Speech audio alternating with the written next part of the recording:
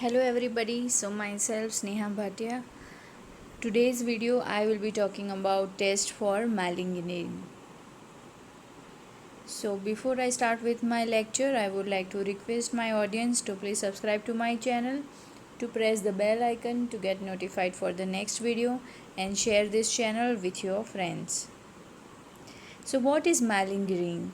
Malingering is falsification or profound exaggeration of illness, physical or mental, to gain external benefits such as avoiding work or responsibility, seeking drugs, avoiding trial, seeking attention, avoiding military services, leave from school, and paid leave from a job, among others. So, what is the meaning of malingering? Malingering means when the patient is faking his signs and symptoms, okay, which is most commonly seen in case of low back pain patient. So, this video I have made in context with the lumbar spine, in context with the low back pain patients, okay. So, malingering means when the clinical condition does not really exist, but the patient is faking the symptom just because he wants a day off from his work. It can be a student who just don't want to go to the school or college and want to rest. So this kind of behavior can be seen in patient who just want to avoid their responsibility, so they try to exaggerate their symptom, okay. So sometimes they may show overreaction, and the pain may not be there, but they will fake their symptoms that they are into severe pain. So that is called as malingering, okay. Malingering means when the clinical condition is not actually present, there is no pathology present, but the patient will be faking the symptoms that patient is having low back pain. So what is malingering? Okay, so I knew he would malinger when I asked him to work overtime. So malinger is a verb to pretend to be ill or injured in order to avoid the duty or work.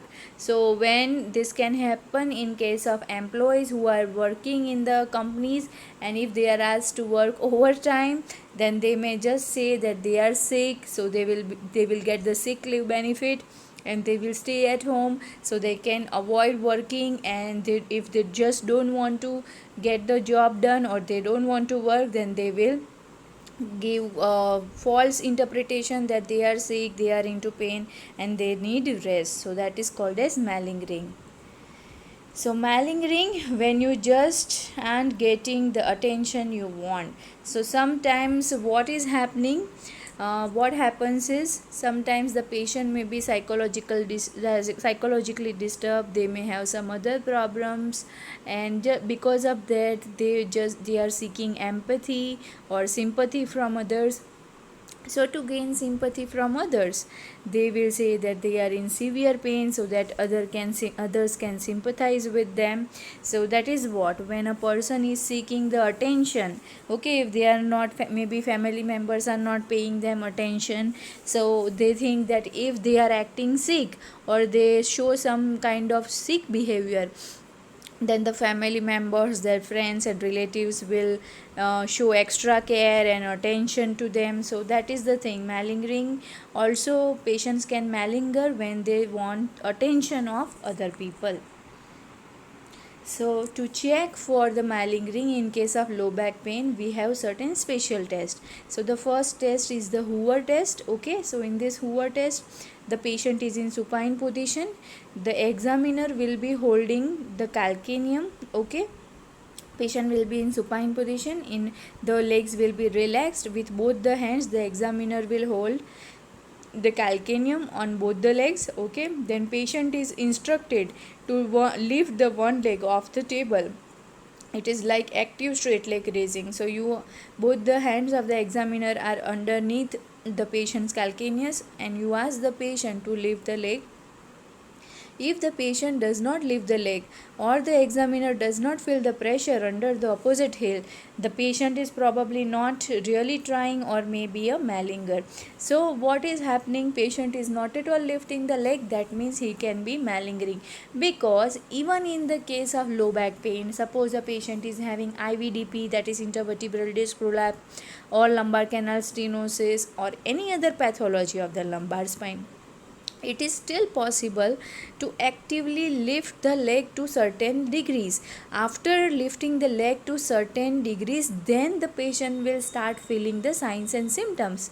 That is why in case of neurological dysfunction, when we are thinking or we are suspecting that there will be nerve compression, we are doing the SLR test, that is the straight leg raising test. So it is impossible that the patient cannot lift the leg at all. Okay, only in the case of paralysis, if there is neurological impairment and there is complete paralysis of the lower limb, only in that case the patient cannot lift the leg at all. Otherwise, even if the patient is having severe low back pain, it is possible that the patient can do some amount of active straight leg raising. So if you ask the patient to lift the leg up and the patient is not at all ready to do the active SLR, then it will be considered as a malingering. So this is the picture. You can see picture A and B. So picture A, normally attempts to elevate one leg are accompanied by downward pressure by the opposite leg. So what is happening when normally a patient is actively performing the SLR test on other side, the opposite leg you will feel the downward pressure from the calcaneum.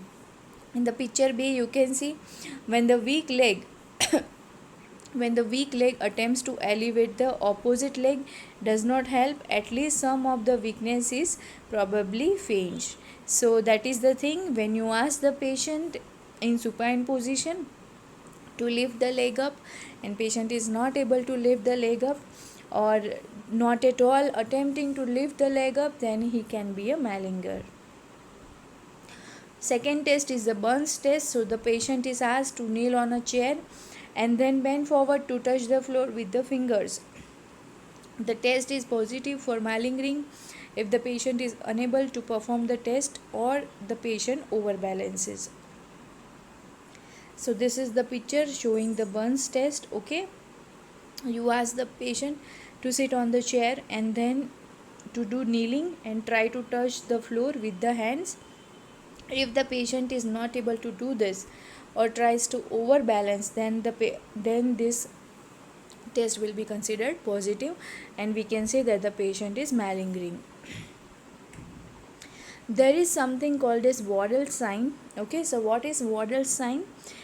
Waddell signs were developed to identify psychogenic or non-organic manifestation of pain in patients that may have heightened emotional effects on their conditions.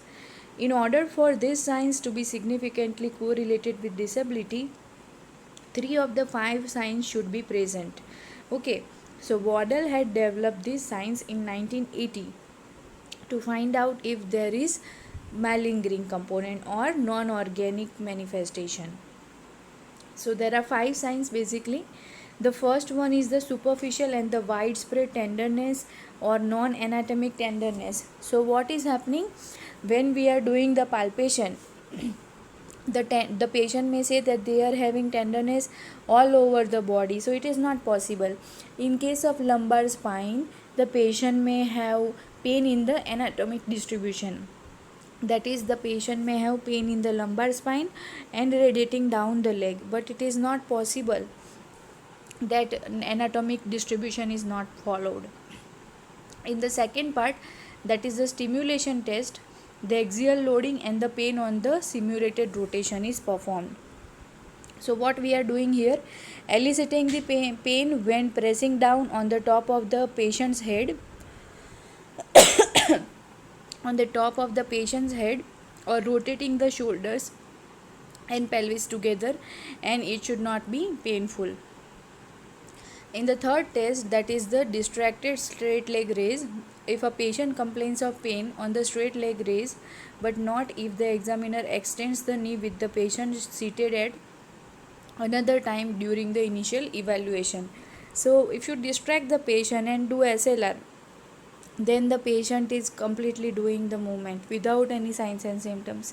But when the patient is paying attention to the movement and then are doing the SLR and then he is having exaggerated symptoms, then it can be considered positive sign. Next is the non-anatomic sensory changes, that is the regional sensory changes and the regional weakness. So here what will be there? There will be sensory loss in an entire extremity or side of the body, or weakness that is non-consistent and jerky. Okay, so in that case you can say the Waddell sign is positive. Next is the overreaction. Overreaction means exaggerated painful response to a stimulus that is not reproduced when the same stimulus is given later. So overreacting, okay, when the patient is exaggerating his signs and symptoms, that is the overreaction. In that case also we can say that Waddell sign is positive. Okay, so these are the 5 signs, Waddell signs. Okay, so remember it. First one is the superficial and the widespread tenderness or non-anatomic tenderness. Second is the stimulation test, that is axial loading. Third is distracted SLR you have to perform. Next is non-anatomic sensory changes, and the last is the overreaction. So if there are more than 3 of 5 present, then there is high probability that the patient has non-organic pain. So we have seen the 5 Waddell signs. So out of 5, if 3 are present, then we can say that the patient is having non-organic component to the low back pain. So again here we can see the 5 categories. Tenderness, okay, superficial skin may feel tender to light touch. Non-anatomic deep tenderness, and it is not localized to one area. Simulation, so what we have to do, axial loading of the spine over the skull of standing patient elicits low back pain. So when you perform the axial loading on the head, they will have the back pain. Rotation, so shoulder and pelvis rotated in the same plane elicits the low back pain. Okay, that is called a simulation test. Distraction, so difference in supine straight leg raising and seated straight leg raising. Next is the regional, so weakness, many muscle groups give away weakness. Patient does not give full effort on minor muscle testing. And in case of sensory, there will be sensory loss in stocking or glove distribution, and it is not the sensory loss may follow non-dermatomal pattern. Overreaction, okay, so pain behavior, disproportionate facial or verbal expression can be seen. So these are the Waddell sign or non-organic signs for low back pain. So again here also some 8 components are shown. So superficial tenderness, non-anatomical tenderness, axial loading, acetabular rotation. So what to do in acetabular rotation? Lumbar pain is elicited while the provider passively and simultaneously externally rotates the patient's shoulder and pelvis together in the same plane as the patient stands. It is considered a positive test if the pain occurs within the first 30 degree of rotation. So that is called as acetabular rotation. Okay, distracted SLR, regional sensory disturbance, regional weakness is there, and overreaction is there or not. Okay, so these overreaction responses can include verbalization, facial expression, tremor, or muscle tension. So what is the key to diagnosis? Okay, so what the therapist has to do, therapist has to diagnose and differentiate the patients based on thorough clinical examination. So we have to do all the special tests, we have to take proper history, we have to do observation, we have to do palpation, do the special test and confirm the findings, and then only we can diagnose accurately whether the patient is a Mallinger or patient is really having any lumbar spine pathology. So always do a thorough clinical examination and take the history properly, and then do the special test properly, and combining all that you put the information in place, and then only come to a accurate diagnosis. So these are the references for today's video. I have taken the content from the David Magee and one article on malingering. So thank you for watching this video. If you have enjoyed watching this video, then please subscribe to my channel, press the bell icon to get notified for the next video, and share this video with your friends. Thank you.